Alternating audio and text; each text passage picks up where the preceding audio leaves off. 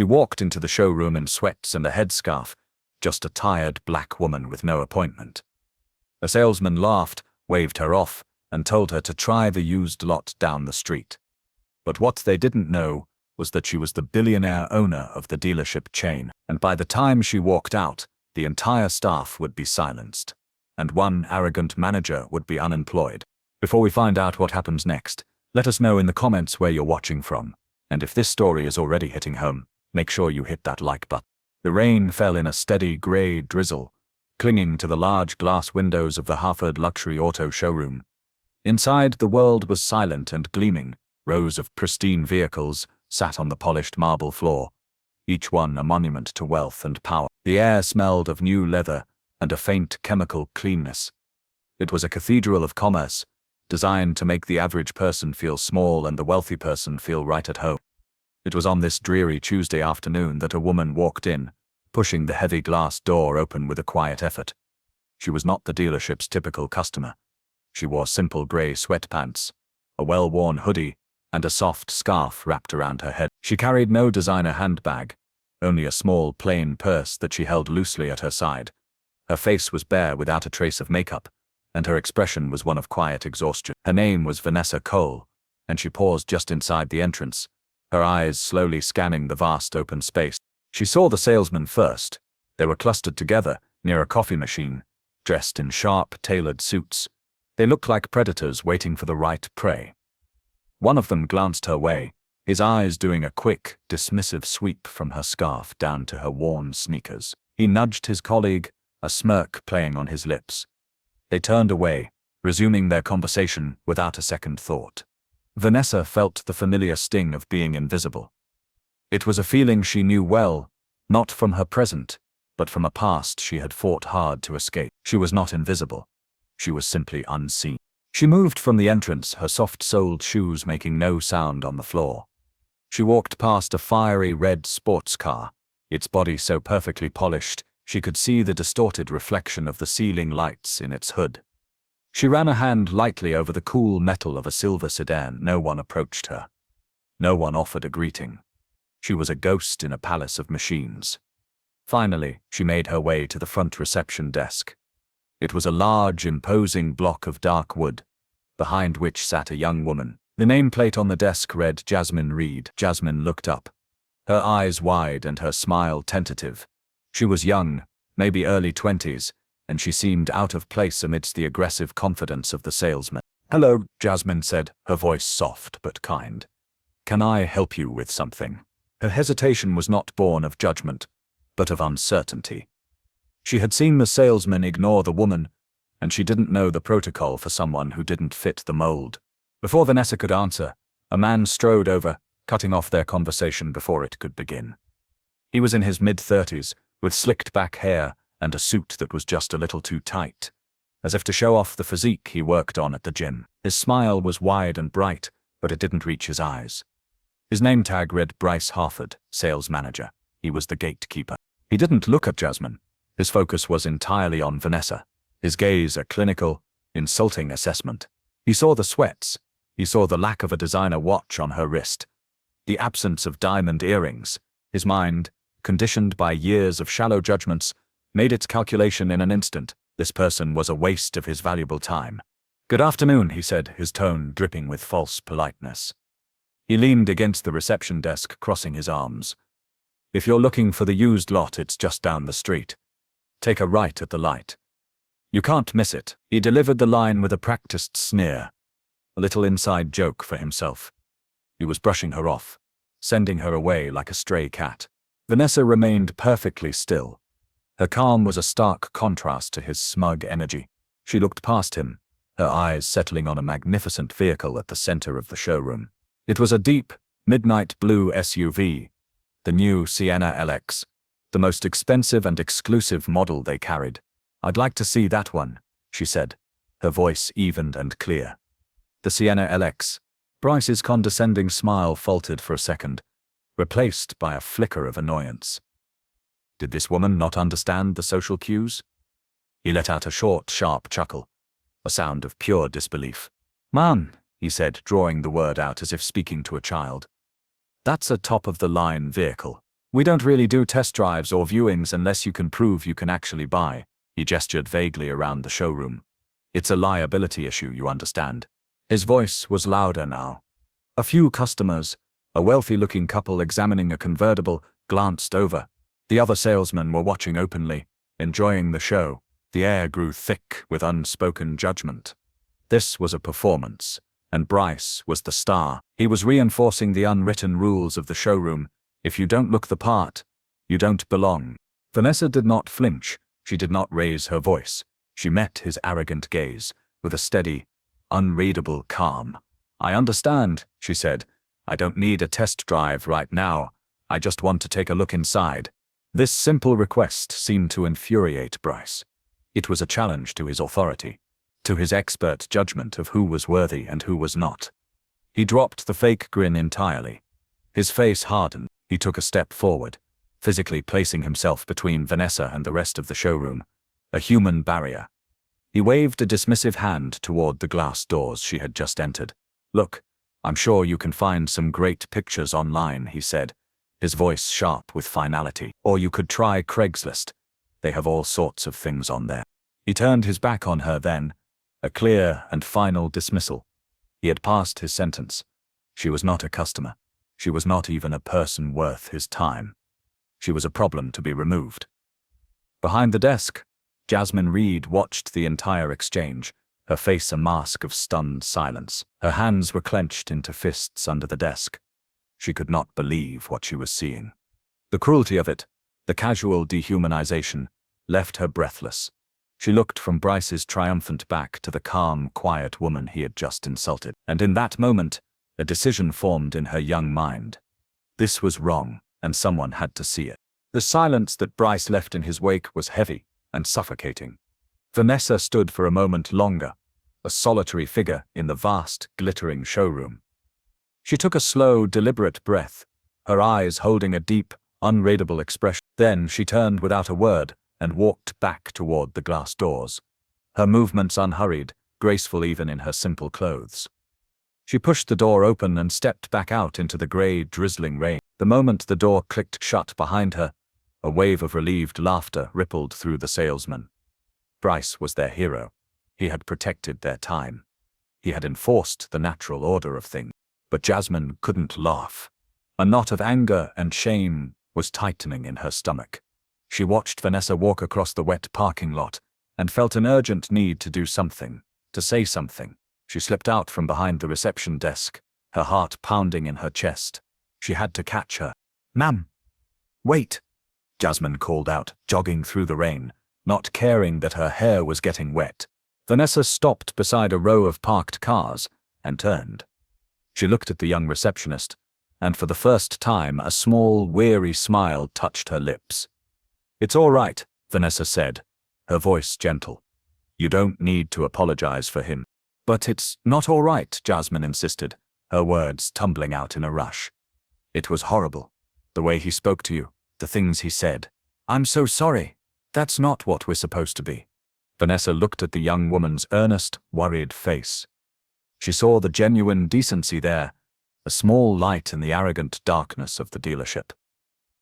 The steel that had been gathering in her own eyes softened for a moment. "Thank you," she said, and the words were sincere. "Your kindness means something." She took another deep breath, letting the cool, damp air fill her lungs, centering herself. And then she said something that made Jasmine pause. "Don't worry about Bryce. People like him always take care of their own downfall. They just don't know it yet." As Vanessa spoke, she reached into her purse and pulled out a single, unremarkable car key. She pressed a button. Nearby, a vehicle chirped in response. It was a large black sedan, parked away from the other cars. It was sleek and imposing, but it had no logos, no brand markings on the trunk or grille. It was an unbadged car, a vehicle for someone who didn't need to advertise their status. It was a Mercedes Maybach, a car worth more than 3 of the Sienna LX models on the Dorvine floor. Jasmine's eyes widened slightly, but she didn't fully understand the significance. She only saw a very expensive-looking car. Then Jasmine gathered her courage. She had to tell her, "I hope this isn't weird," she began, her voice dropping to a near whisper. "But I saw what he did. How he treated you. I recorded the whole thing on my phone. She held up her phone for a brief second, the screen showing the video file. I was still recording when he went back inside. He was bragging about it. A new light entered Vanessa's eyes. It was not surprise. It was validation. She looked at Jasmine with a newfound respect. You did? She asked, her voice now carrying a note of quiet power. Hold on to that. Don't show it to anyone just yet. I won't, Jasmine promised.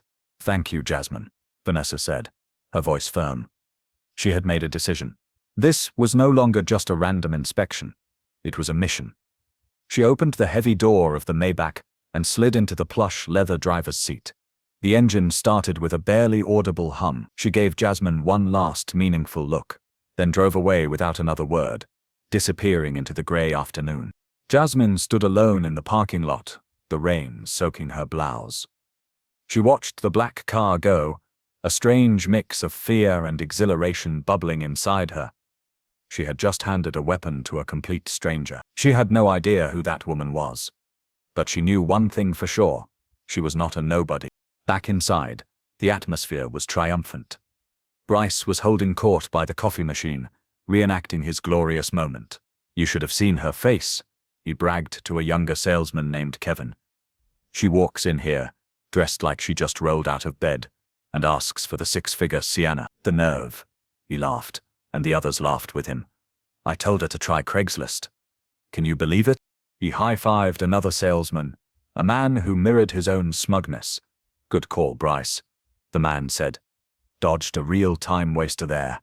We've got real clients to focus on. Jasmine walked back to her desk, her clothes damp, her mind racing. She sat down, her hands trembling slightly. She looked at her phone, at the video icon that held the proof of Bryce's ugly prejudice. She had recorded it all, his sneering words to Vanessa, and now, his proud, boastful retelling of the event. She pressed the stop button, saving the file securely. She looked up, and saw Bryce, still laughing with his friends. He caught her eye and gave her a wink, as if to say, "That's how it's done, kid." Jasmine just stared back, her face a blank canvas. But inside she knew, a storm was coming for Bryce Harford, and she had just handed the thunder and lightning to the woman he had so carelessly dismissed. The day had started not in a drizzly parking lot, but in a sun-drenched penthouse apartment, high above the city. Light streamed through floor-to-ceiling windows, illuminating a space of minimalist elegance. This was Vanessa Cole's sanctuary. She sat at a large marble island in her kitchen, dressed in a silk robe, sipping black coffee from a simple ceramic mug. Her assistant, a sharp and efficient woman named Clara, was standing across from her, holding a tablet that displayed Vanessa's packed schedule for the day. The board meeting is at 10, followed by the quarterly earnings call at noon, Clara recited. Then you have lunch with the investors from the European Fund at 1:30. Vanessa held up a hand, stopping her. Cancel it all, she said, her voice calm but firm. Clara blinked, her professional composure momentarily rattled. All of it? Miss Cole, the investors flew in from Zurich.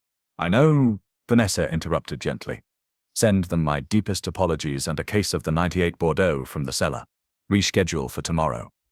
Something has come up that requires my personal attention. Clara, knowing better than to argue when Vanessa used that tone, simply nodded. Of course, Miss Cole. Is there anything I can prepare for you? No. Thank you, Clara. I'll be handling this myself, Vanessa said. She stood up and walked over to the massive window, looking down at the city sprawled below her like a map. Her city. Her empire. Vanessa Cole didn't just own a dealership. That was a truth so small it was almost a lie. Vanessa Cole owned 86 of them, a luxury automotive chain that stretched from California to New York. She had built it from the ground up, starting with a single struggling lot she had inherited from her father. She had fought tooth and nail in a world dominated by men who underestimated her at every turn. She had learned early on that power wasn't just about what you owned, it was about what you knew. And lately, she had been hearing things she didn't like. Whispers, at first, then more formal complaints, trickling up through the corporate structure. Reports of certain locations, specifically in affluent suburbs, where Black and Latino customers were being systematically ignored. They would walk in with the means and the desire to buy, only to be met with cold shoulders or outright dismissive attitudes from sales staff. These were her customers. This was her company. And this was her name they were tarnishing with their quiet, insidious prejudice. One dealership, in particular, kept coming up in the reports: Hartford Luxury Auto. It was one of her most profitable locations on paper, but its customer satisfaction scores among minority clients were abysmal. The manager, Bryce Hartford, was the son of the previous owner from whom she had bought the chain. He was a relic of an older, uglier way of doing business. Vanessa had a feeling he was the source of the rut. So she had decided to see it for herself, not as Vanessa Cole, the billionaire CEO, but as the very type of customer her managers were allegedly mistreating. She went into her vast walk-in closet, a room filled with designer suits, couture gowns, and racks of expensive shoes.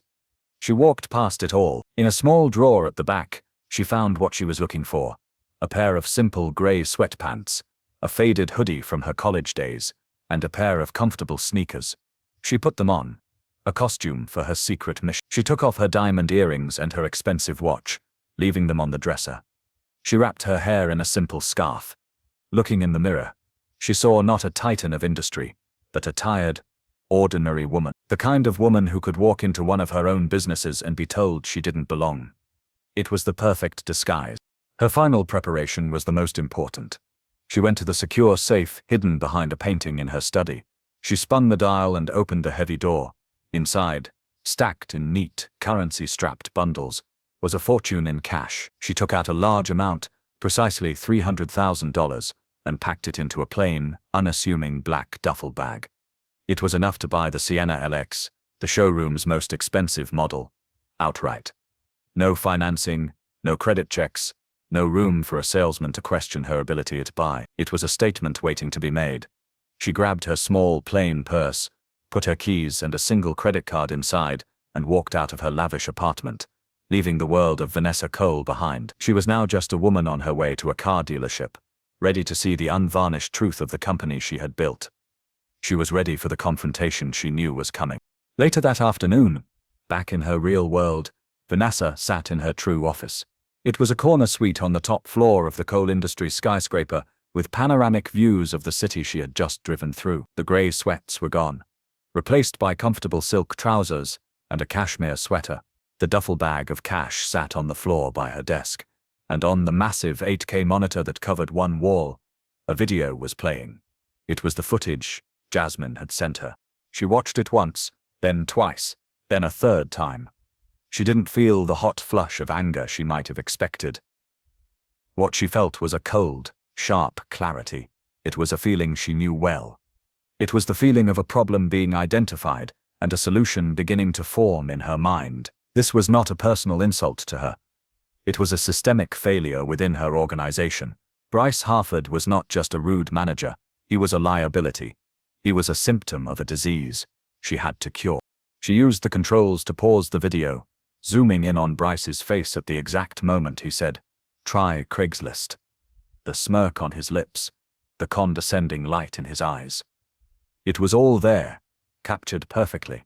He thought he was looking at a nobody. He had no idea he was looking at his judge, jury, and executioner. Vanessa turned away from the screen and picked up her desk phone. She pressed a single button. "Sarah," she said to her executive assistant, "get me Marcus Thorne on the line. Now." A few seconds later, a deep, calm voice answered. "Vanessa, what's the emergency? I thought you were taking the day off." Marcus was her general counsel, a brilliant, ruthless lawyer who had been with her for over a decade. "The day off turned into a work day," Vanessa replied, her voice low and steady. "I need you to put one of our dealerships under an immediate corporate review. Hartford Luxury Auto." "Hartford?" Marcus sounded surprised. "Their numbers are solid. Top 5 in the region for sales volume." "Their numbers lie," Vanessa said. "They're hiding a cancer. I want the full employee roster for that location from the janitor to the general manager. I want it on my desk by noon tomorrow. I also want every customer complaint filed against them in the last 2 years, especially any that were dismissed by local management." There was a pause on the other end of the line. Marcus knew this tone. It was the tone she used when she was going to war. "Consider it done, Vanessa. What did you find?" "The truth. she said simply. I'll brief you in the morning. She hung up. The next call was to an unregistered number. She looked at the contact name on her screen, Jasmine Reed. She pressed the call button. Jasmine answered on the first ring, her voice nervous. Hello? Jasmine, this is Vanessa Cole.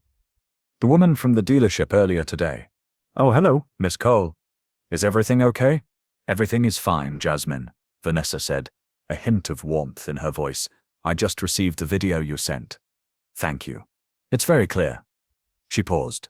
You still have the original file on your phone? Yes, ma'am. I do, Jasmine replied. Good. Don't show it to anyone. Don't email it. Don't mention it. Just keep it safe for now. Can you do that for me? Yes, of course, Jasmine said, her voice filled with a mix of confusion and intrigue. And one more thing, Vanessa continued. I was impressed by you today. You showed integrity. That's a rare commodity.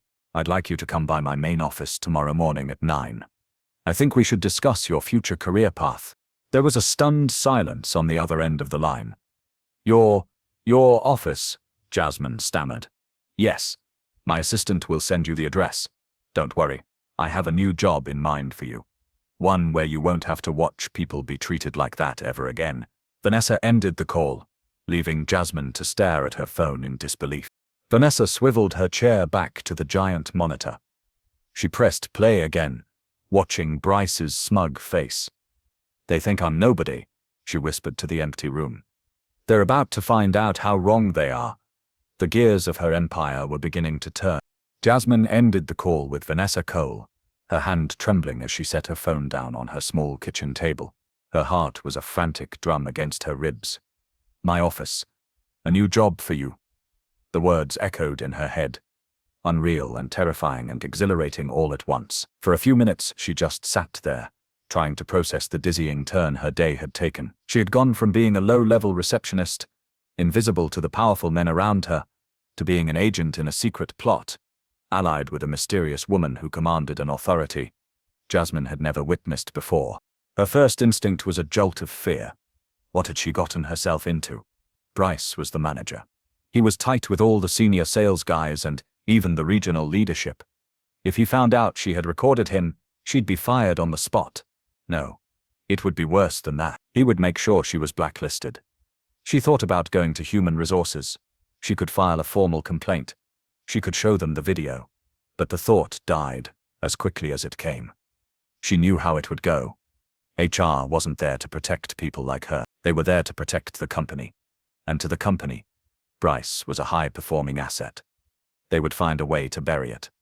They would thank her for her concern and then find a reason to let her go a month later for performance issues. It was a game she knew she couldn't win.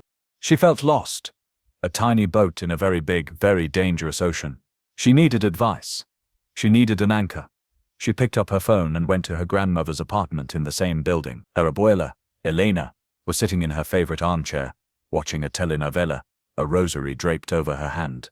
Misha, what's wrong? You look like you've seen a ghost, Elena said, turning down the volume on the TV. Jasmine sat on the floor at her grandmother's feet, the way she had since she was a little girl. She couldn't explain everything. The mysterious woman, the Maybach, the phone call. It was too much. But she could show her the core of it. Abuela, look at this, she said, pulling up the video on her phone. She played the clip. Elena leaned forward, her brow furrowed. She watched the whole thing in silence. She saw the well-dressed man, his face twisted in a smug sneer. She heard his cruel words. The used lot is down the street. Try Craigslist. She saw the quiet dignity of the woman in the headscarf. When the video ended, Elena was silent for a long time. She looked from the phone screen to her granddaughter's worried face. God, don't like ugly Misha, she said finally, her voice raspy with age and wisdom. That man's heart is filled with ugliness. She took Jasmine's hand, her grip surprisingly strong. But God loves the truth. The truth is a light, and ugly things can't survive in the light. You have the light in your hand right now. You cannot be afraid to let it shine. Jasmine felt a wave of clarity wash over her. Her grandmother was right. Fear was a choice. Staying quiet was a choice. And she was choosing to stand with the woman who had been wronged. She was choosing to trust Vanessa Cole. The next morning, Jasmine dressed in her best blazer, a modest but professional outfit she'd bought for job interviews, following the address Vanessa's assistant had sent. She found herself standing in front of a gleaming skyscraper in the heart of the city's financial district. The lobby was a cavern of marble and glass, filled with important-looking people striding purposefully. With trembling hands, she took the elevator to the top floor. When the doors opened, she stepped into a reception area that was larger than her entire apartment. A calm, professional woman greeted her and led her down a long hallway to a set of double doors. She pushed them open, and Jasmine stepped into Vanessa Cole's office. She stopped dead, her breath catching in her throat. The room was palatial. One entire wall was a window with a godlike view of the city. The furniture was elegant and understated. The art on the walls looked like it belonged in a museum. Vanessa Cole was standing by the window, but she was not the woman from the dealership. Today, she wore a sharp, tailored navy blue dress. Her hair was styled perfectly. She radiated an aura of immense power and confidence. She turned and smiled at Jasmine, a genuine smile that made her seem less intimidating. "Jasmine, thank you for coming," Vanessa said. "Please, sit down." Jasmine sat, feeling small in the large leather chair. "I'll be direct," Vanessa began, getting straight to business. "I'm creating a new position, executive assistant to the CEO. It's a role that involves learning every aspect of this company, from finance to marketing to operations. It comes with a full mentorship program, guided directly by me. The salary is double what you're making now." She paused, letting the offer sink in. "The job is yours, if you want it." Jasmine was speechless. Double her pay, a mentorship, executive assistant to the CEO. It felt like a dream. "Me?" she managed to whisper. "But why?" "Because yesterday you showed me you have character," Vanessa said simply. "You saw an injustice, and you refused to be a passive bystander. You have courage and integrity. I can teach you business skills. I can't teach character. I want people with character on my team." Tears welled in Jasmine's eyes. "Yes," she said, her voice thick with emotion. "Of course. Yes. Thank you." Vanessa smiled. "Good. You'll start on Monday. But first," she said, her expression shifting, becoming more serious and focused. "I have one more thing I need you to do. I want you to come with me tomorrow. We're going back to the dealership." Bryce Harford was on top of the world.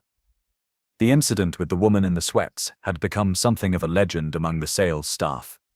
He was the man who could spot a fake from a mile away, the guardian of the showroom's prestige. His ego, already considerable, swelled to epic proportions. He felt untouchable. That afternoon, he cemented his victory with a post on his social media profile, a picture of himself leaning against the grille of a new sports car, sunglasses on, a wide grin on his face.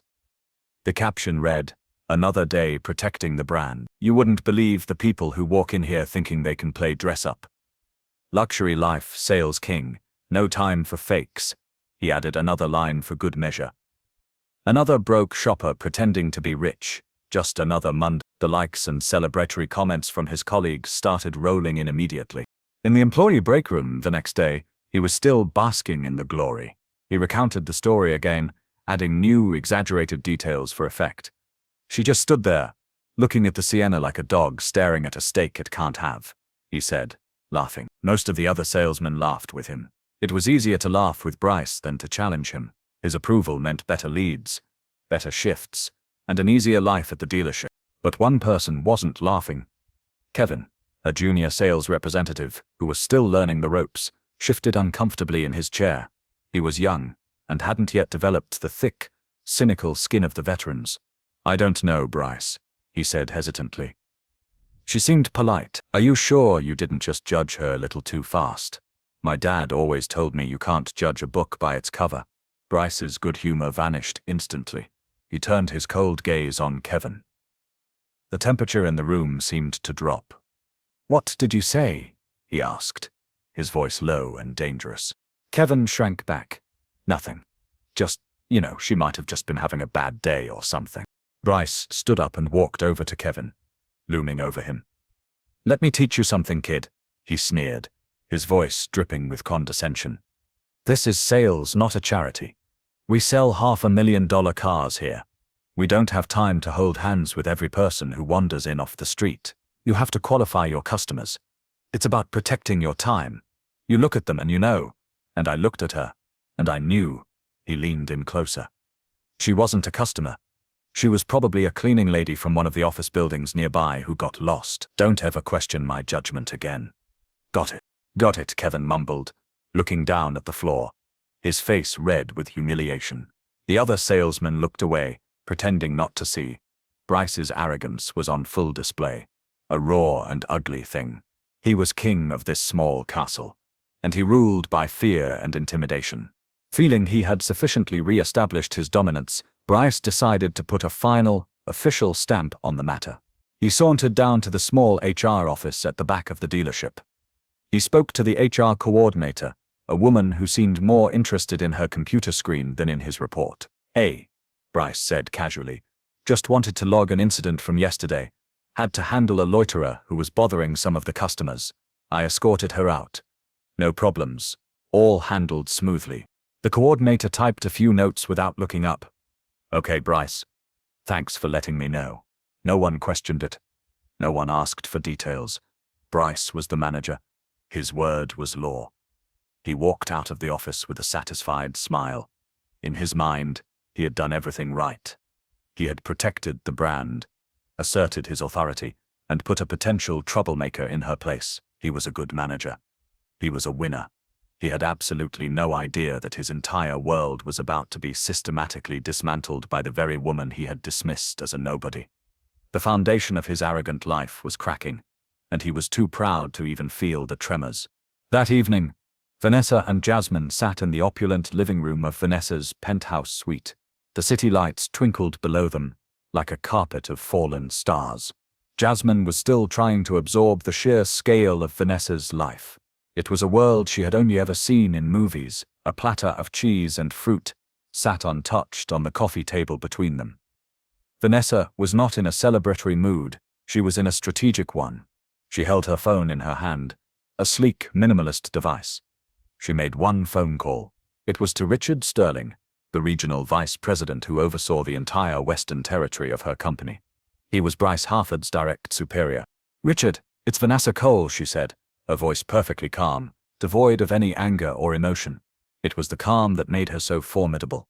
On the other end of the line, Richard Sterling nearly dropped his own phone. A call from the CEO herself, at this hour, was unheard of.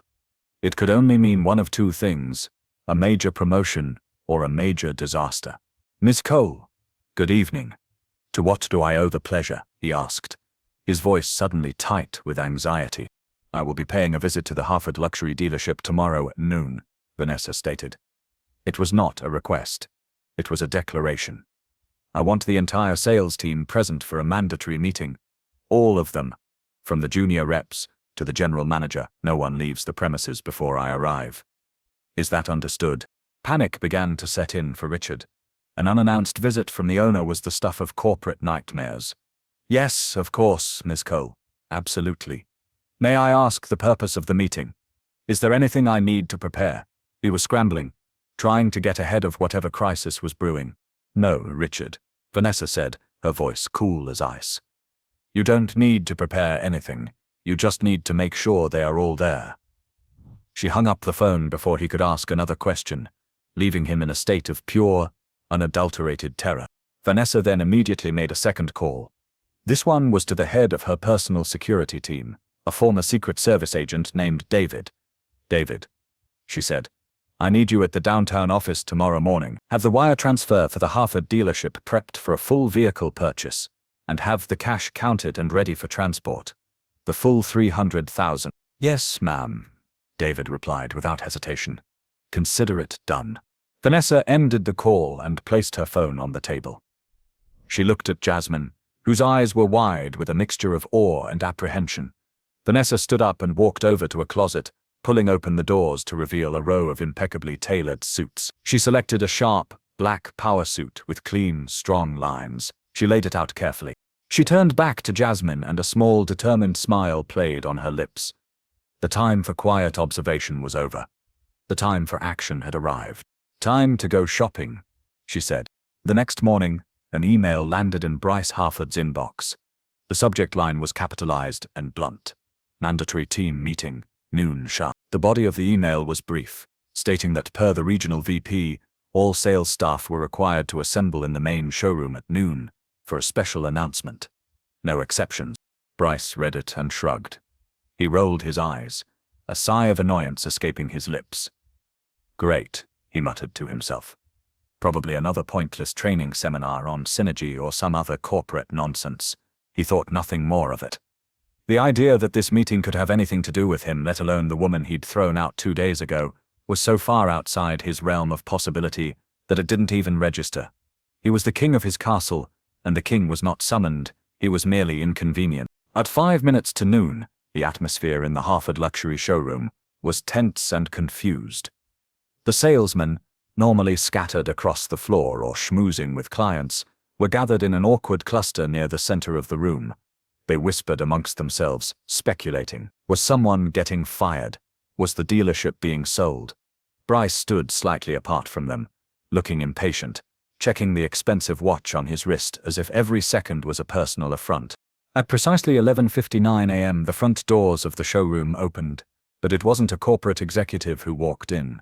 It was Jasmine Reed. She was no longer the quiet, hesitant receptionist in a simple blouse. Today she was dressed in a professional, dark grey pantsuit. Her hair was pulled back neatly, and she carried a clipboard, which she held with an air of newfound confidence. She walked past the gawking salesman without a glance, her expression all business.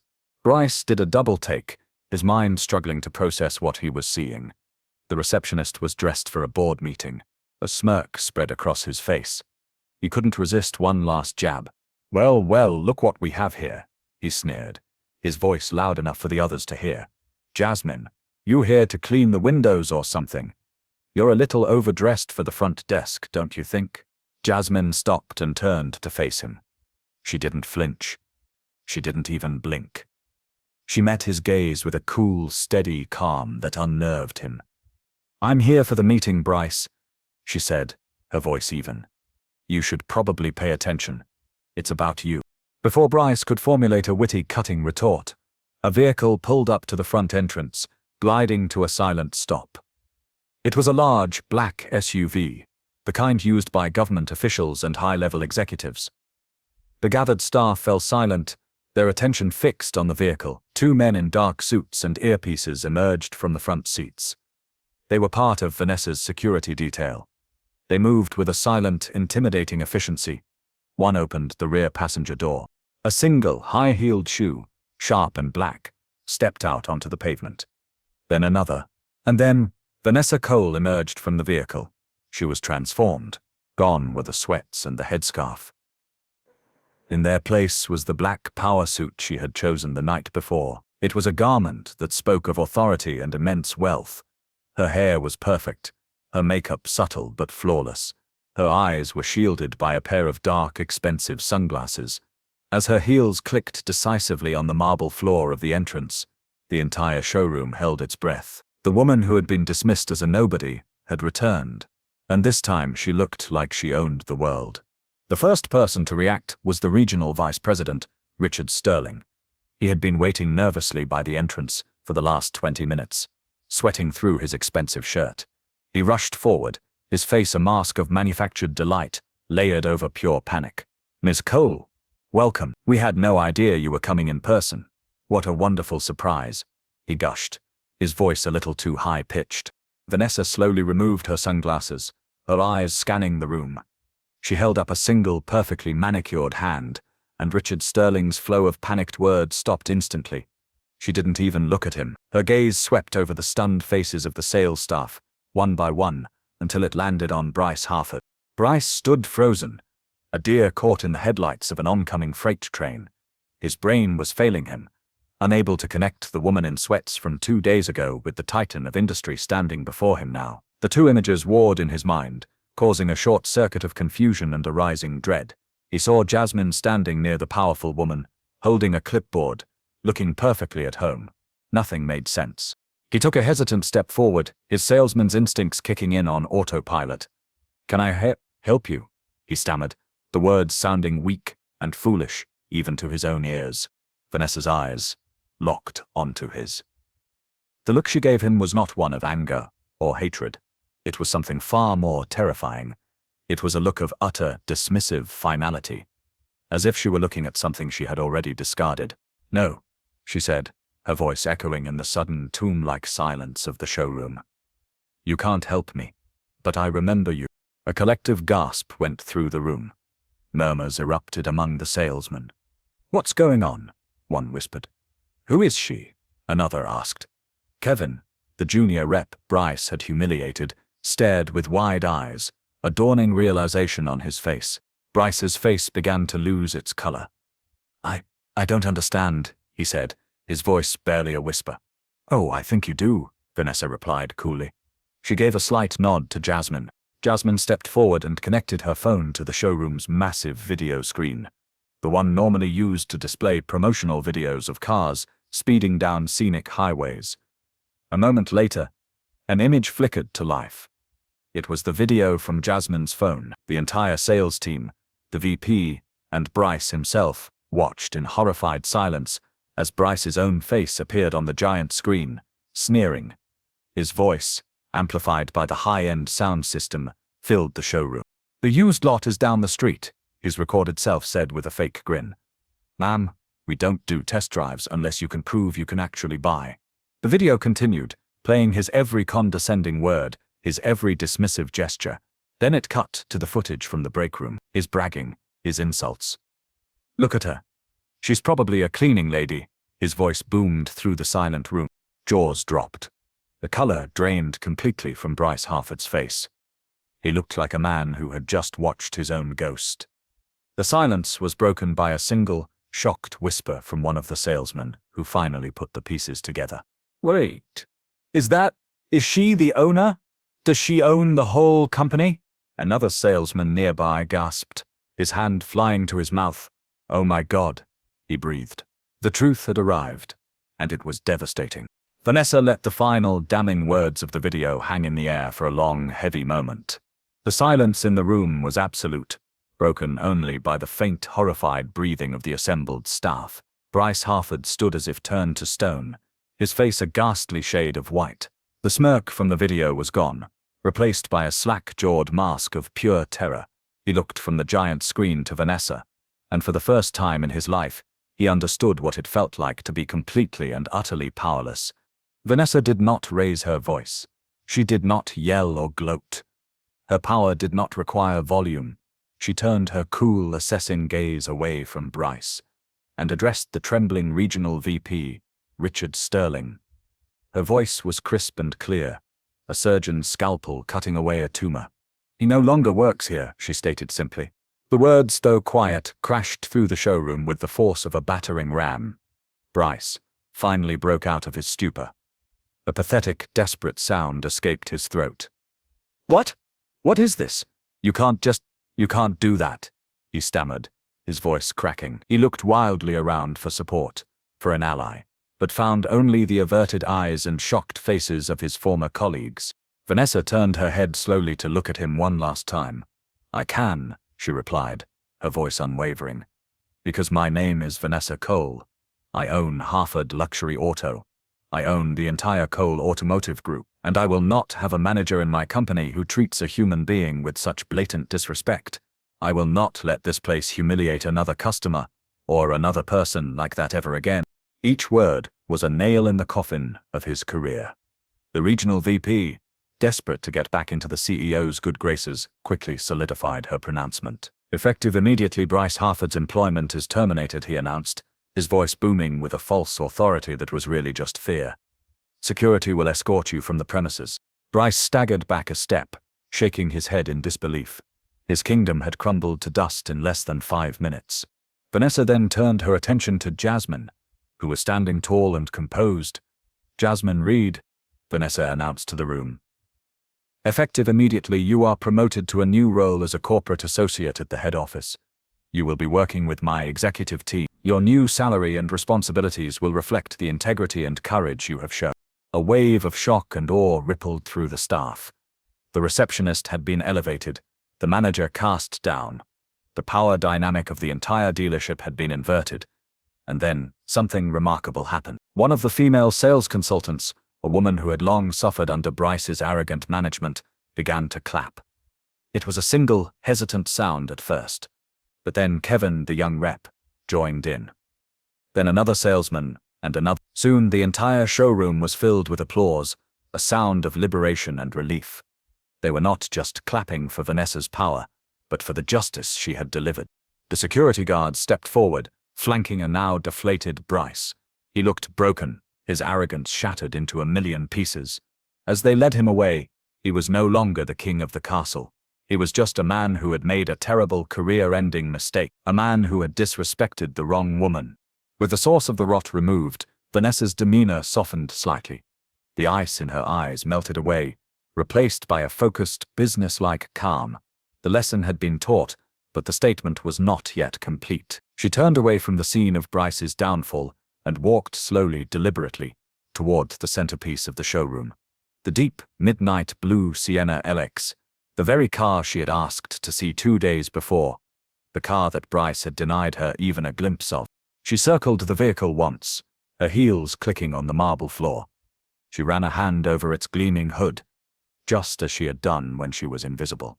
The remaining sales staff watched her, their faces a mixture of apprehension and eagerness. They were all desperate to prove they were not like Bryce. A young man, the junior rep Kevin, cautiously stepped forward. He had been humbled by Bryce earlier, and now he saw his chance to do the right thing. "It's a beautiful vehicle, Miss Cole," he said, his voice respectful and a little shaky. "The performance is unmatched. Would you like to take it for a drive?" Vanessa stopped and looked at him, a flicker of approval in her eyes. "Thank you, Kevin," she said, remembering his name from the employee roster she had studied. "But a test drive won't be necessary." She looked around at the assembled staff. "I'll take it." The words hung in the air. A palpable sense of relief spread through the room. A sale, a massive sale, directly to the owner. Richard Sterling, the VP, practically tripped over himself to assist. "Excellent choice, Miss Cole. Of course. I'll have the paperwork drawn up immediately. Will you be needing our financing department to arrange the terms?" he asked, assuming the typical process for such a high-value purchase. This was the moment Vanessa had been waiting for. The final, undeniable demonstration of power. A small, knowing smile touched her lips. "No," she replied, her voice carrying across the silent showroom. "I won't be needing any financing." She turned to one of her security guards and gave a slight nod. The guard walked over to the entrance, where his colleague brought in a simple black duffel bag. It was the same bag she'd had in her penthouse. He carried it over to Vanessa and set it down on the hood of a nearby car. With all eyes on her, Vanessa unzipped the bag. She reached inside and pulled out a thick, neatly stacked bundle of $100 bills, held together by a simple paper band. She placed it on the hood, then she pulled out another, and another, and another, until a mountain of cash sat on the polished surface of the car. The sight was stunning. No one spoke. The only sound was the soft rustle of money and the clicking of phone cameras as the staff, and now even some customers, began to record the incredible scene. $300,000 in cash. "I brought cash," Vanessa said simply, the words landing with the weight of a dropped anvil. She turned to the stunned VP. "Have your team count it, then draw up the papers." She looked around the room, making eye contact with every single salesperson. "Let this place remember," she said, her voice filled with quiet authority, "what it means to treat every single person who walks through that door with dignity and respect. You are not gatekeepers. You are service providers. And everyone is worthy of your service." She walked to the desk, signed the papers with a flourish, and took the keys to her new car. The lesson was complete.